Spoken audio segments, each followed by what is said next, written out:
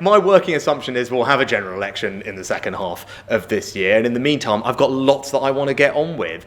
This Saturday, we'll be introducing a significant tax cut for millions of people in work, worth on average £450 for an average worker. Because we've halved inflation, we want to keep managing the economy well and cutting people's taxes, and I want to keep tackling illegal migration. And we cut the number of arrivals last year by over a third, but we've got more to do, and we want to get the Rwanda scheme through Parliament and up and running. So look, I've got plenty to get on with, and that's what I'm focused on doing, delivering for the British people. Good afternoon, Britain. To turn back to that breaking news in the last half hour that the Prime Minister Rishi Sunak has said his working assumption is that he will hold a general election in the second half of this year. Yes, so GB News political editor Christopher Hope joins us now with more on the reaction. So Christopher, I see a number of high-profile politicians are already tweeting furiously about this, saying that Sunak is bottling it. That's right, the Liberal Democrats being first out of the stocks with a reaction to this statement by Rishi Sunak. They're calling him Squatter Sunak, Emily and Tom, and that because they think, and you can argue politically, why can't you go in May? That's when the local elections are happening.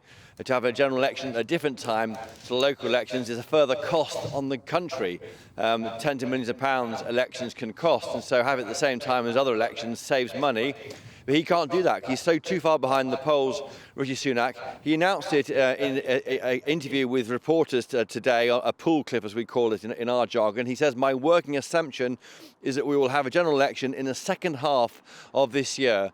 Now, why announce it in a pool clip? Why not in a big speech? Why not make a big noise about it, do it in a newspaper opinion article? Lots of questions I don't know the answer to yet. I'll find out them for you through the show. We weren't expecting him to declare so soon because when this government axed the Fixed Term Parliaments Act, it was meant to give you some freedom on when to call an election and keep the other side guessing. Labour, of course, were planning for a May general election, and therefore they were expending energy and effort on what would have been the wrong moment. So rather than hold that advantage over Labour, the PM has gone early to announce his intention. And I don't know why that's happened. It appears to have given up a political advantage he had.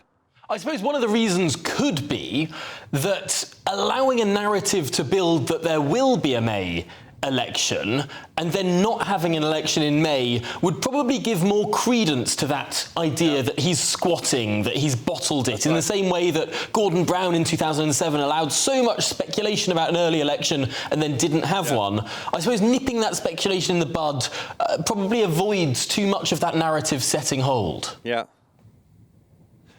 That's right, Tom. There's also a certain amount of party management because it's not just the National Party that must have the election, it's MPs too. And if they need to know that there's a May election coming, they need to know about now.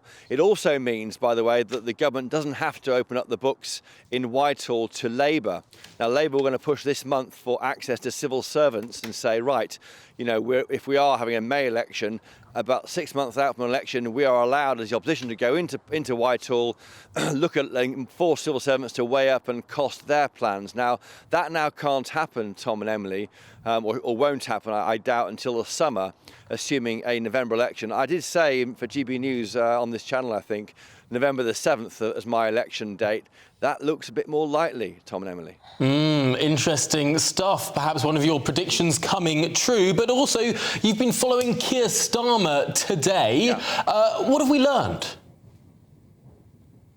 Well, that's right. We had a wide-ranging speech from, say, Keir Starmer. He's trying to make clear that the future of the UK can be reset with a Labour government. Talked about hope a lot, frank hope, and using the word hope, and he almost of channeling early Barack Obama to try and make clear that we're tired of the Tory party as a country. He was saying he wants politics to tread more lightly on people's lives, but not much detail. We had to ask him quite specifically about tax. Would you lift the thresholds to make fewer people pay tax? No real answer. He said that they would be investing in this £28 billion a year when fiscal rules allow. That's been interpreted as putting red tape around that commitment on net zero. So we're getting there with detail, but not that much. I tried to get more detail from Darren Jones, who's the number 2 Shadow Treasury Minister. Here's what he had to say to me earlier. We've been very clear that every Labour Party policy, which must be fully costed if I'm going to sign it off and get it into any Labour policy document, is subject to our fiscal rules. And those are two things. One, that we will not want to borrow for day-to-day spending of public services. It's one of the root cause of failures from the Conservatives over the last 14 years. And two, we'll get debt falling as a percentage of the size of the economy. That's why growing the economy is the route to being able to make those decisions sustainably and effectively for the country, which is why it's our number one mission.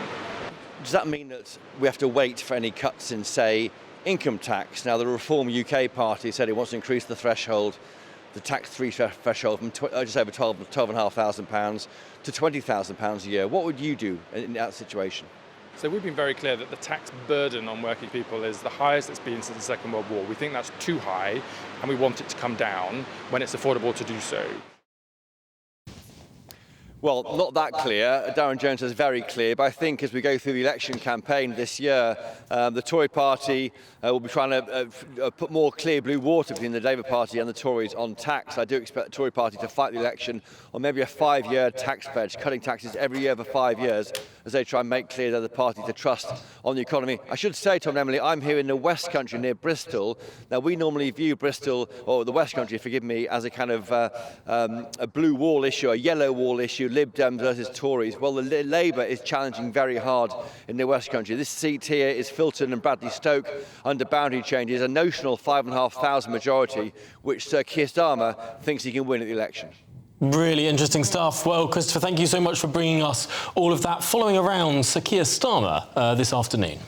Yes, so joining us now is our political correspondent, Olivia Utley, who's been monitoring closely what Rishi Sunak, the Prime Minister, has to say. So now we hear this general election will be in the second half of the year. That's the working assumption, at least. Why do you think he's told us this?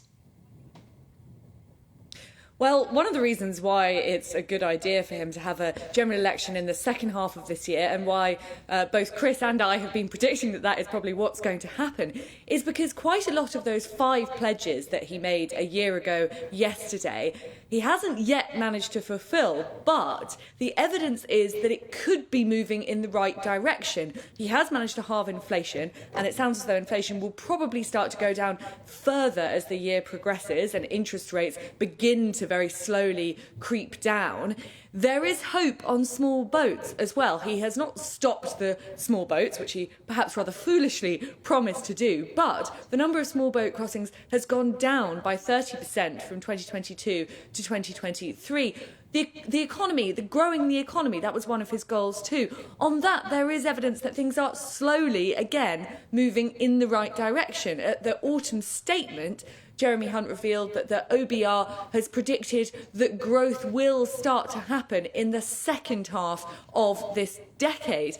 NHS waiting lists, not so great, but the hope is that as the effects of the pandemic start to sort of filter out. Of course, you had a long backlog of people who didn't see their doctor in 2020 and 2021, then going to visit a doctor in 2022 and 23, ending up in a worse position than they would have been in had they gone in the pandemic.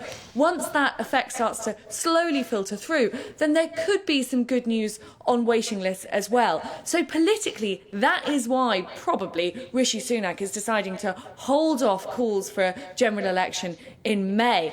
Also, the raw fact is that he is very far behind in the polls at the moment. Keir Starmer is leading by about 18 to 20 points. Now, the question of why he's chosen to announce it now, the thing is that his own MPs have to know when a general election is going to be. There are merits, as Chris mentioned, of sort of putting the opposition on the wrong foot by sort of implying there'll be a general election and then pulling away.